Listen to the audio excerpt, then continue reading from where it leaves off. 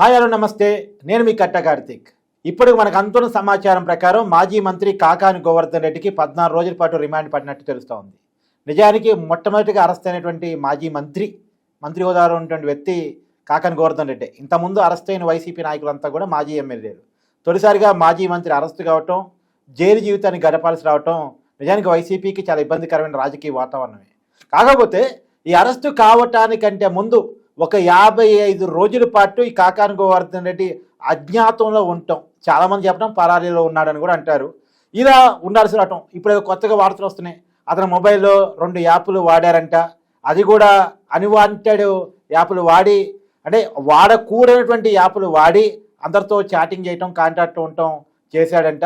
అంటే wrong location, అంటే పోలీసులకు ఒక లొకేషన్ చూపిస్తుంది, తను ఉండేది మాత్రం వేరే లొకేషన్లో ఉంటాడు. ఇలాంటి ఏదో చేశాడంట. 4 రాష్ట్రాలు తిరిగాడంట.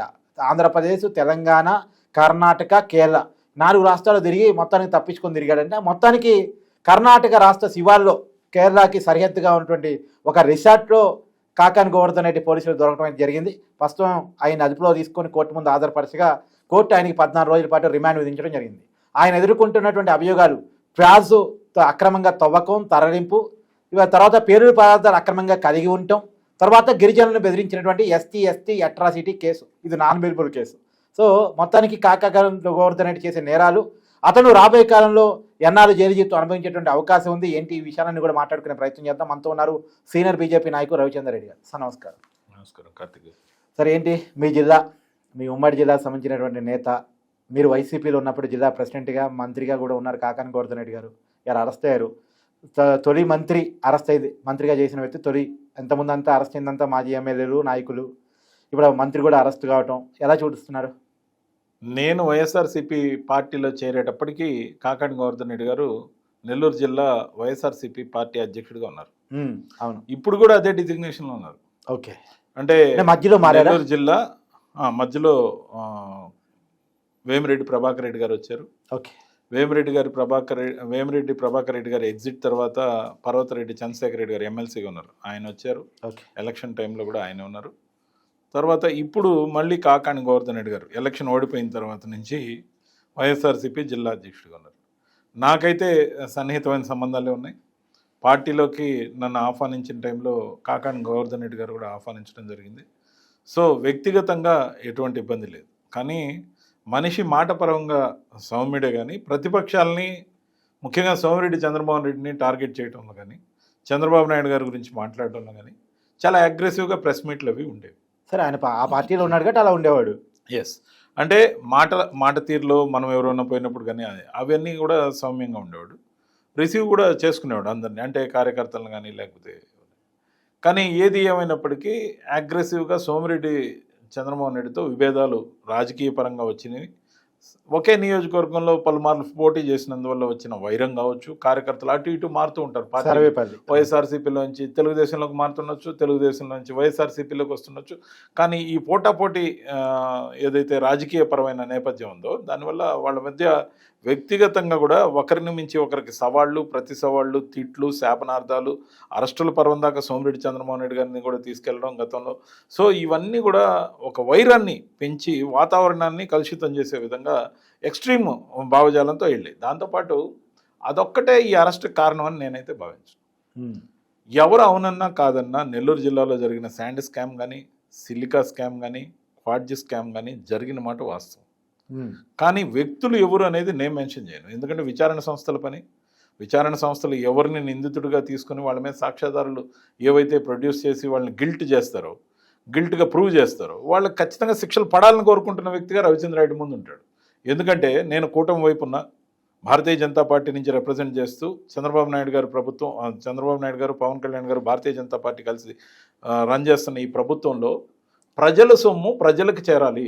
ముఖ్యంగా దోచుకున్న సొమ్ము శిక్షలతో సరిపెట్టకూడదు, రికవరీలు కూడా ఉండాలి, గవర్నమెంట్కి తిరిగి జమ చేయాలి. అప్పుడు కానీ బుద్ధి రాదు ఎవరికైనా కానీ. అది లిక్కర్ స్కామ్ కానీ ఏ స్కామ్ అయినా కానీ. స్కామ్ చేసిన వాడు ఒక 6 నెలల్లో, 3 నెలల్లో, లేకపోతే 16 నెలల్లో, లేకపోతే 24 నెలల్లో జైళ్ళల్లో ఉంటే వచ్చిన తర్వాత ఆ సంపదను అనుభవించడానికి వాళ్ళకి అర్హత ఏముంది? 100 కోట్లు, 1000 కోట్లు కొల్లగొట్టిన తర్వాత, 100 ఎకరాలు, 1000 ఎకరాలు దోచుకున్న తర్వాత, అంటే ఇంత సంపద సృష్టించాక ఏం పర్లేదండి మీరు వెళ్ళరండి జైలుకి, మాకు ఈ సంపద మాత్రం పోకుండా మేము ఆల్రెడీ వేరే పేర్లతో ఉన్నాయి కాపాడుకుంటామని ఫ్యామిలీ మెంబర్స్ కూడా చెప్పదలుచుకున్నారా?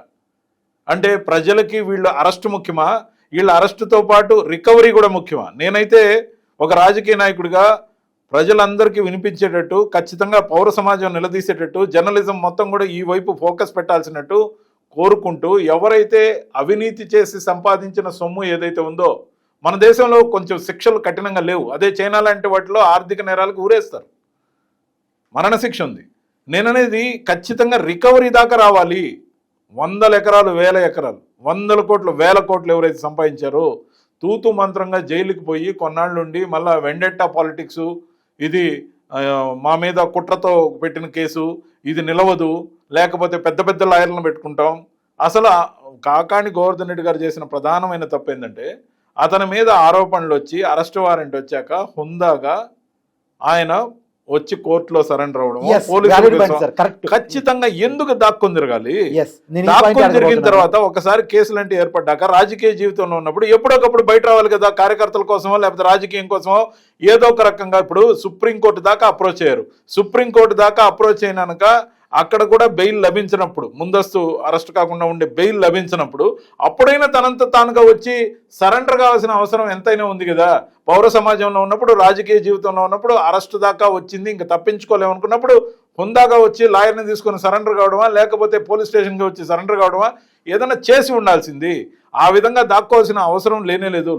లాయర్లు ఎంతోమంది ఉన్నారు, తన తరపున వాదించడానికి రేపు క్యూ కడతారు. కానీ ఖచ్చితంగా కూడా అటువంటి పరిశీలన చేయాల్సిన టైంలో కూడా పద్ధతిగా తప్పించుకోవడం అనేది పద్ధతి కాదు సార్. ఇంకోటి కూడా నేను చాలా క్లియర్గా మీరు అడిగినది చాలా వ్యాలిడ్ పాయింట్, నేను లేవనెత్త పాయింట్ మీరు ముందే చెప్పేశారు. యాక్చువల్గా ఏంటంటే ఒక ప్రజాప్రతినిధిగా పనిచేసిన వ్యక్తి 10 సార్లు ఎమ్మెల్యేగా పనిచేశాడు. ఎన్నిసార్లు చేసి ఉంటారు సార్? 3 సార్లు. సరే, 10 మార్లు ఎమ్మెల్యేగా పనిచేసిన వ్యక్తి, మంత్రిగా క్యాబినెట్లో ఉన్న వ్యక్తి. ఆ వ్యక్తే చట్టానికి విరుద్ధంగా పరారీలో ఉండటం, ఫోన్ స్విచ్ ఆఫ్ పెట్టడం, వాడకూడని యాప్లు వాడుతూ కుటుంబ సభ్యులతో కావచ్చు లాయర్తో టచ్లో ఉండటం, దీన్ని ఎలా చూడాలి అసలు? ఇప్పుడు బయట దొంగ ఎవడని పరారీలో ఉన్నాడు అనుకోండి, బయట ఎవడ నేరస్తుడు పరారీలో ఉన్నాడు అనుకోండి, వాడిని మనం ఏదైతే చూస్తాం. మరి ఇంత పెద్ద స్థాయి ఉన్నటువంటి వాళ్ళు, ఎమ్మెల్యేలుగా మంత్రులుగా పనిచేసినటువంటి వాళ్ళు, ఇట్లాంటి వాళ్ళు సిల్లీగా పారిపోవడం ఏంటి సార్? అసలు ఫోన్ స్విచ్ ఆఫ్ పెట్టడం ఏంటి సార్? పోలీసులు నోటీస్ ఇస్తే రాకపోవడం ఏంటి సార్? నిజంగా వాళ్ళ భాషలో చెప్పాలంటే అక్రమ కేసే అనుకుంది, లేదు కావాలనే పొలిటికల్ కక్ష సాధింపుగా పెడుతున్నారనుకోండి, వైసీపీ పరిభాషలో రెడ్ బుక్ ప్రకారం పెడుతున్నారనుకోండి, వచ్చి ఎదుర్కోవాలి కదా. తప్పు ప్రభుత్వంలో కొంతమందిని అరెస్ట్ చేసినప్పుడు తీవ్రంగా కొట్టారు, మమ్మల్ని హింసించారు, చాలా ఇబ్బందులకు గురి చేశారు అనే ఆరోపణలు మనం చూసాం. అదే విధంగా ఖచ్చితంగా లోపలికి పోతే కొడతారేమో, లేకపోతే ఇంకేదన్నా జరిగిపోతుందేమో అని భయాందోళనకు లోనైనప్పటికీ లా ఏం చెప్తుంటే, లాయర్లు ఏం సలహా ఇస్తే దాన్ని బట్టి ఖచ్చితంగా పోవాలి. పైగా ప్రధానమైన లోపం ఎక్కడుందంటే, కాకాణి గోవర్ధన్ రెడ్డి గారికి సంపూర్ణమైన అపనమ్మకం పార్టీ మీద ఉన్నట్టు కనపడింది. ఓకే, ఎలా కనపడింది అంటే, చంద్రబాబు నాయుడు గారి హయాంలో ఎవరు వ్యక్తి అరెస్ట్ అయినా రాత్రికి రాత్రి డీజీపీకి సంబంధించి కానీ ప్రధానమైన అధికారులకు సంబంధించి కానీ హెచ్చరిస్తూ ప్రెస్ మీట్లు పెట్టడం, నిలదీయటం, సాక్షాత్ చంద్రబాబు నాయుడు గారి స్పందించడం, వాళ్ళ ఇళ్ళకి వెళ్ళి పరామర్శ చేయటం, జైలుకి కాదు వాళ్ళ ఇళ్ళకే వెళ్ళి పరామర్శ చేయడం, ఆ కుటుంబానికి ధైర్యం చెప్పడం, ఒక డెలిగేషన్గా వెళ్ళడం, ఒక్కడిగా కాదు, కొంతమంది శాసనసభ్యులు, కొంతమంది మాజీ మంత్రులు, కొంతమంది పార్టీ సీనియర్ నాయకులతో వెళ్ళడం, ఆర్థికంగా వెన్నుదన్నుగా ఉండడం, పార్టీయే స్వయంగా ఎన్ని లక్షల రూపాయలైనా అవసరాన్ని బట్టి కోట్ల రూపాయలైనా ఖర్చు పెట్టడం, లంచ్ మోషన్ పిటిషన్ వేయటం, లేకపోతే మిడ్ నైట్ మోషన్ పిటిషన్ వేయటం, సెలవు రోజుల్లో కోర్టు తలుపు తట్టడం, అన్నీ చేసి వాళ్ళ కార్యకర్తలను కానీ ఆ పార్టీని కాపాడుకున్న వాళ్ళని కానీ కాపాడుకోవడంలో తెలుగుదేశం పార్టీ టాప్ ప్రయారిటీ ఇచ్చింది. చంద్రబాబు నాయుడు గారు డబ్బు కోసం వెనకాడలేదు. కానీ in comparison to that YSRCP వాళ్ళని ఎవరు అరెస్ట్ చేసినా, ఎవరిని అరెస్ట్ చేసినా ₹1 కూడా, బహుశా అంటే ₹1.50 అంటే మరీ తక్కువ అనుకోండి, అవి ఏమన్నా పెడితే ₹2 ₹4 ఖర్చు పెట్టి ఉండొచ్చు, కానీ ఎవరిని బయటకు ఇన్ టైంలో తీసుకొచ్చిన ఒక్క కేసు లేదు. అంటే ఒక్క కేసు నేననేది ఏంటంటే ఈ విధమైన కావాలని తాత్సారం చేస్తూ వీలైనంత ఎక్కువ కాలం అరెస్ట్ అయిన వాళ్ళని జైళ్లలో ఉండే విధంగా పిన్నెల రామకృష్ణ నాయుడు గారు ఎప్పటికి వచ్చారు బయట? వంశీ గారు లోపల ఉన్నారు, కాపాడుకునే ప్రయత్నం ఏం జరుగుతూ ఉంది? ఆయనకు ఆరోగ్యం కూడా బాగున్నట్టు లేదు. సరే పోలీసు ట్రీట్మెంట్ తర్వాత ఏదైతే దానికి సంబంధించిన ఆరోగ్యం రీత్యా జాగ్రత్తలు తీసుకోవాలి, ఈ ప్రభుత్వం సంపూర్ణంగా తీసుకుంటుంది, అతన్ని ప్రాణాలకు అపాయం లేకుండా కాపాడుతుంది. ఎందుకంటే అంత కక్షపూరితంగా ఈ ప్రభుత్వం లేదు. కావచ్చు అతని మీద రకరకాల కేసులు వస్తే అవి బనాయించారని అనుకోవచ్చు, సహజంగా అనుకునే అవకాశం ఉంది. కానీ ఎవరైనా కూడా ఆ రోజు నోరు పారేసుకునే విధంగా మాట్లాడిన దాన్ని ఎంకరేజ్ చేసింది ఎవరు? దాంతోపాటు వైఎస్ఆర్సీపీ పార్టీ తరఫున ఎవరు అరెస్ట్ అయినా పార్టీ కాపాడదని తీర్మానించుకున్నట్టుంది. కాబట్టి అరెస్ట్ వారెంట్ వస్తున్న వాళ్ళందరూ పారిపోతున్నారు, దాక్కుంటున్నారు, ఆఖరికి తప్పదనుకున్నా వీలైనంత ఎక్కువ కాలయాపన చేసుకుంటున్నారు. తమ వ్యవస్థని తాము ఏదో ఒక రకంగా రెడీ చేసుకునేదాకా పోలీసులకు దొరకకుండా తప్పించుకో తిరుగుతున్నారు. ఎందుకంటే మాట్లాడుకొని అంతే, లేకపోతే చేసిందేమో ఆ రోజు ఏ పెద్ద తలకాయలో చెప్పిన మాటలు విని చేశారు, దొరికిపోతే ఏమో పనిష్మెంట్ వీళ్ళకి. నాకు తెలిసినంత వరకు వైఎస్ఆర్సీపీలో వీళ్ళకి ఏదన్నా జరిగితే దాన్ని కూడా సింపతి యాంగిల్లో పార్టీకి వాడుకుందాం అనుకుంటున్నారేమో, నాకైతే అర్థం కావడం. అంటే పాయింట్ వాడారు కాబట్టి పేరుని చాలా కీలకమైన వ్యాఖ్యలు ఇస్తారు. మీరు అన్నట్టు వల్లభనేని వంశీకి మరణం అనేటువంటి మాట ఆయన వాడారు, నేను వాడట్లేదు. ఏదో వంగవీటి రంగ గారి పోల్చి మరీ చెప్పారు. ఎలా చూడాలి అసలు? అంటే మీరు అన్నది కరెక్టేనా? అంటే వల్లభనేని వంశీకి ఏదైనా ప్రాణహాని తలపెట్టి దాని సానుభూతి కోసం వాడుకునే ప్రయత్నం ఏమన్నా జరిగే అవకాశం ఉందా? ఇలా నేను చెప్తుంది కదా సార్, జనసేనకు సంబంధించిన కీలకమైన నేత, రాష్ట్ర మంత్రిగా ఉన్నారు కందులు దుర్గేష్ గారు, ఆయనకు వచ్చిన అనుమానాన్ని మీ ముందు పెడుతున్నాను నేను.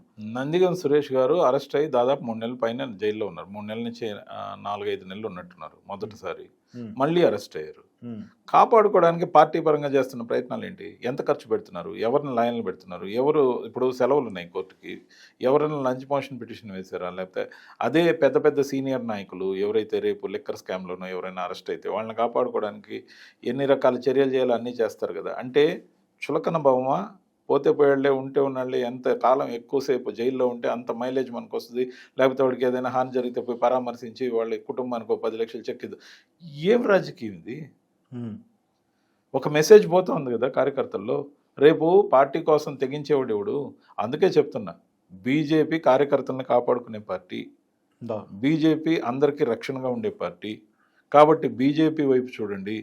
బీజేపీ దేశంలో గౌరవంగా బతకడానికి అవకాశం ఇవ్వడంతో పాటు భారతీయ జనతా పార్టీ అంటే భారతదేశంలో ఉన్న ప్రతి పౌరుడికి మేలు చేసే పార్టీ, సబ్కే సాత్ సబ్కా వికాస్ అనే విధానంతో నినాదంతో ముందుకెళ్తున్న పార్టీ, నరేంద్ర మోడీ గారి నాయకత్వంలో పనిచేస్తున్న పార్టీ, మచ్చలేని వ్యక్తి, కాలర్ ఎగరేసి చెప్పొచ్చు మా నాయకుడు నరేంద్ర మోడీ గారిని.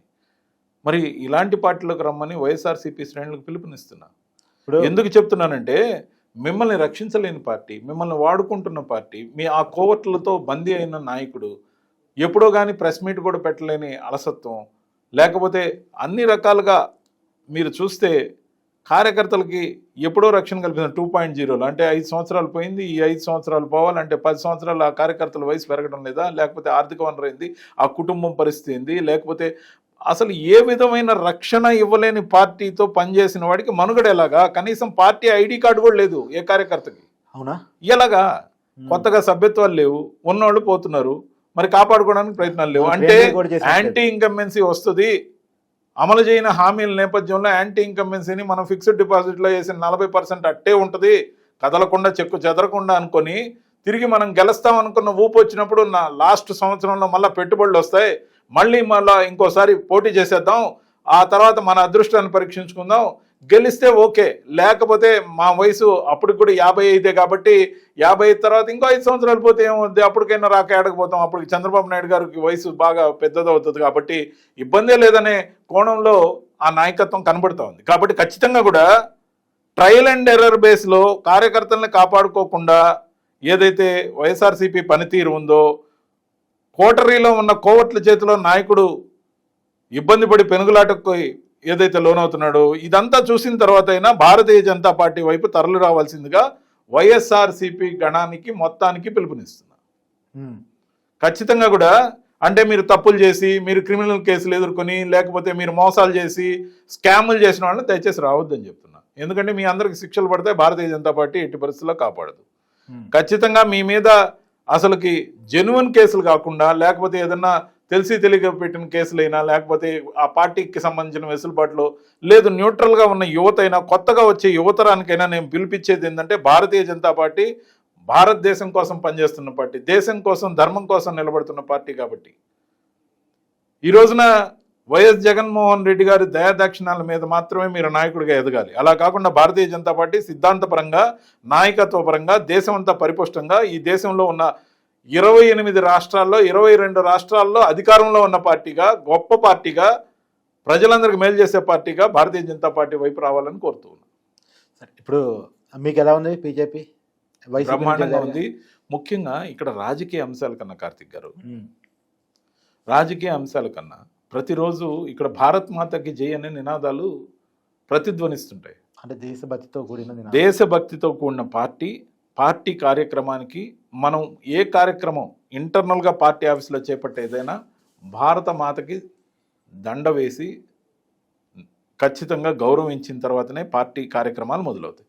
వందే మాత్రం పాడటంతో మొదలవుతుంది, జనగణమనతో పూర్తవుతుంది. ప్రతి ఉపన్యాసానికి చివరి 3 సార్లు భారత్ మాతాకి జై అంటే గూస్ బంప్స్ వస్తాయి. దేశానికి సంబంధించి పేట్రియాటిజం ఫస్ట్, దాని తర్వాతే పార్టీలో మన సభ్యత్వం అని అనిపిస్తూ ఉంది. ఎందుకంటే ముఖ్యంగా పార్టీ నినాదం కానీ విధానం కానీ ప్రతి రూమ్లో కూడా గోడల మీద మాకు ఫ్లెక్సీలు లేకపోతే ఇవన్నీ ఉన్నాయి, వాల్ సైన్ బోర్డులు. Country first, party next, self last. మీ ఎదుగుదల పార్టీలో, మీ పదవులు పార్టీలో, లేకపోతే మీకు రావాలనుకున్న ప్రభుత్వం ఏర్పడితే వచ్చే పదవుల గురించి లాస్ట్లో ఆలోచిద్దాం. ఫస్ట్ దేశం కోసం పనిచేద్దాం, తర్వాత పార్టీ కోసం పనిచేద్దాం, మీ గురించి మీ పదవుల గురించి లాస్ట్లో ఆలోచిద్దాం. ఇది ఈ విధానం, ఈ నినాదంతో పోతా ఉంది పార్టీ. సరే, ఇప్పుడు నాకు చెప్పండి, మీరు మన సబ్జెక్ట్కి వెళ్తే ఫస్ట్ ఉమ్మడి జిల్లాకు సంబంధించినటువంటి వ్యక్తి, ఆ జిల్లాలో కీలకమైనటువంటి రాజకీయ నేపథ్యం మీకు కానీ మీ కుటుంబానికి కానీ ఉంది. ఇవాళ కాకాని గోవర్ధన్ రెడ్డి అరెస్ట్ అయితే ఆ జిల్లాకు సంబంధించిన సీనియర్ లీడరు అక్కడ పెద్ద ఎత్తున కనీసం సానుభూతి రాకపోవటానికి కానీ, ఆందోళన కార్యక్రమాలు, నిరసన కార్యక్రమాలు కూడా జరగకపోవటానికి కానీ మీరు ఫైండ్ అవుట్ చేసిన కారణాలు ఇప్పుడు, ఎందుకంటే ఇది ఫస్ట్ టైం కాదు. ఇప్పుడు గన్నవరంలో వల్లభనేని వంశీ మాసిరెడ్డి వరుసగా గెలిచిన వ్యక్తి, అలాంటి వ్యక్తి అరెస్ట్ అయినా గన్నవరం కనీసం 10 మంది అయ్యో పాపం అరెస్ట్ అయ్యాడు అన్న పరిస్థితి లేదు. తర్వాత కొడాలి నాని పాపం హాస్పిటల్ పాలయ్యాడంటే, సర్జరీ చేయించుకున్నాడంటే, అయినా సరే గుడివాడలో పెద్దగా జనం స్పందిస్తున్నటువంటి పాపాన్ని పోవట్లేదు. ఇంకెప్పుడు అరెస్ట్ అనేటువంటి పరిస్థితి. ఎందుకు ఇంత మాస్ లీడర్స్ అనుకున్న వాళ్ళు అరెస్ట్ అవుతుంటే, ఎమ్మెల్యేలు మంత్రులుగా పనిచేసినటువంటి వాళ్ళు హాస్పిటల్ పాలవుతున్నా, జైలు పాలవుతున్నా, ఇవాళ వల్లభనేని వంశీ హాస్పిటల్ అడ్మిట్ అయ్యాడు, అయినా సరే సానుభూతి రాకపోవడానికి వాళ్ళు చేసుకున్న మైనస్ ఏంటి అంటే ఏం చెప్తారు? ఖచ్చితంగా ఏ నాయకుడైనా మాస్ లీడర్లని మీరు అన్నారు. మాస్ అంటే బాగా అట్టడుగు స్థాయి నుంచి వచ్చిన పేద ప్రజలకి బాగా మేలు చేసిన నాయకుడు అయి ఉండాలి. ఓకే, ఆ మేలు ఏ విధంగా ఉండాలంటే వాళ్ళ కుటుంబానికి అవసరంకి ఆపదకి ఆదుకున్న నాయకుడు అయి ఉండాలి. ఇప్పుడు ఆ విధంగా ఆదుకుని ఉంటే వాళ్ళు తెగించి రోడ్ల మీదకి వస్తారు. అలా కాకుండా ఎవ్రీథింగ్ పొలిటికల్గా, లేకపోతే మనీ పరంగా, లేకపోతే స్కాముల పరంగా మంచి పేరు లేకపోవడం, ఆ పబ్లిక్ చుట్టూతో ఉండేవాళ్ళు అన్నీ గమనిస్తుంటారు. చాలా తెలివైన వాళ్ళు పబ్లిక్ ఏదైతే గమనిస్తుంటారో వాళ్ళు ఖచ్చితంగా ఒక నిర్ధారణకు వస్తారు. బాగా కొట్టేస్తున్నాడు మా అన్న ఎమ్మెల్యేగా, మా మంత్రి గారు దుమ్మరేగా తింటున్నాడు, 100 కోట్లు 1000 ఎకరాలు సంపాదిస్తున్నాడు అని జనానికి అందరికీ తెలిసిపోతుంది. మన అందరికి సాక్ష్యాధారాలు ఉండకపోవచ్చు. కాకపోతే ఎప్పుడైతే ఈ అవినీతికి సంబంధించిన కేసులు అరెస్ట్ అవుతారో ఒక్క పైసా కూడా సింపతి రాదు. అది ఎవరు అరెస్ట్ అయినా రాదు. వేరే విషయాల్లో వెండెట్టా పాలిటిక్స్ అంటే కుదరతదేమో, కానీ అవినీతికి సంబంధించి జనాలకు తెలిసిన దాన్ని అబ్బా ఇప్పటికైనా పట్టుకున్నారు, కనీసం ఖచ్చితంగా శిక్షలు పడాలి. మన ప్రభుత్వానికి సంబంధించిన డబ్బు, ప్రజలకు సంబంధించిన డబ్బు రికవరీ కూడా చేయాలని ప్రజలు అనుకుంటుంటే నేను చెప్తున్నా అవి రికవరీ కూడా పెట్టాలని ప్రజల తరపున చెప్తున్నా. ఓకే, నాకు మీకేమి ఇవ్వరు. కాబట్టి నేను అనేది ఏంటంటే వాళ్ళు తిన్న 100 ఎకరాలు 1000 ఎకరాలు దోచుకున్న ప్రకృతి వనరులు ఏదైతే ఉన్నాయో, శాండ్ కానీ, లేకపోతే సిలికా కానీ, లేకపోతే అటవీ భూములు కానీ, లేకపోతే ఈ క్వాడ్జ్ కానీ, మద్యం స్కామ్ కానీ, ఏ స్కామ్లో కూడా కొట్టేసిన డబ్బులన్నీ రికవరీ అయ్యేదాకా వాళ్ళకి పనిష్మెంట్. మీకు చిన్న అంశం చెప్పాలి. ఎవరినైనా అరెస్ట్ చేసినప్పుడు, ఎవరైనా ఒక వ్యక్తికి 1 సంవత్సరం 2-3 సంవత్సరాల శిక్ష వేసినాక 25,000 లేకపోతే 5,000 పెనాల్టీ వేసి కట్టకపోతే మరికొన్ని రోజులు జైల్లో ఉండమని చెప్తుంది కోర్టు. ఈ విధానం మన దేశంలో ఉంది. చాలామంది పేదవాళ్ళు కట్టలేని పరిస్థితుల్లో కొన్ని రోజులు ఎక్స్ట్రా జైల్లో ఉండొస్తారు. అలా కాకుండా కొంతమంది డబ్బున్న వాళ్ళు ఆ 1,00,000 రూపాయలు, ఆ 2 లక్షలు పెనాల్టీ కొట్టేసి వీలైనంత వరకు మంచి మార్కులు కొట్టేసి ఇంకా పీరియడ్ కన్నా ముందే విడుదలై బయటకు వస్తుంటారు. కానీ నేననేది ఏంటంటే ఈ 1000 కోట్లు కొట్టేసిన వాళ్ళకి మామూలు శిక్షలు సరిపోవు. బతికినంతకాలం జైల్లో ఉంచాలి, లేదంటే రికవరీ చేయాలి. ఓకే, అప్పుడు కానీ బుద్ధి రాదు. ట్రూత్. ఎందుకంటే ఆ కొట్టేసిన సొమ్మును అనుభవించడానికి ఎంత 6 నెలలే కదా, 2 సంవత్సరాలే కదా, 3 సంవత్సరాలే కదా, వచ్చేద్దాం మళ్ళీ దున్నేద్దాం, మనం సంపాదించిన సొమ్ములు ఆడ పెట్టాం కదా జల్సా చేద్దాం. ఇది కరెక్ట్ ప్రాసెస్ కాదు. అవును, నిజమే. ఖచ్చితంగా కూడా ఆ భయం రావాలంటే ఒకసారి అరెస్ట్ అయితే అవినీతిలో రాజకీయంగా ఖచ్చితంగా ఇంకా అవకాశం ఉండకూడదు. సంపాదించిన సొమ్మును మొత్తం జప్తు చేయాలి. ఆ విధంగా ఉన్నప్పుడే భయం అనేది ఏర్పడుతుంది. అంటే చట్టాల్లో మార్పు రావాలి, మీ మార్పు రావాలి. ఇప్పుడు చిన్న ఎగ్జాంపుల్ చెప్తా దీనికి రెఫరెన్స్.